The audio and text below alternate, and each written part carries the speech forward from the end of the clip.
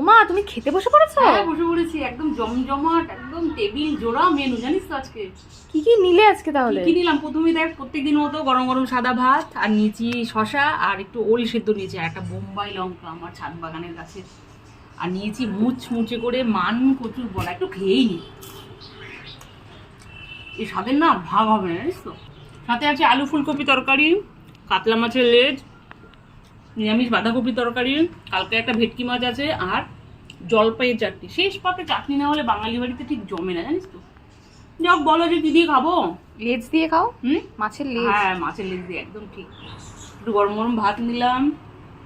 মাছের লেজটা দেখো, একদম জাম্বো সাইজ, দেখেছো? একটু ঝোল নিলাম, ভাত মাখলাম, একটু লেজ কুটে নিলাম।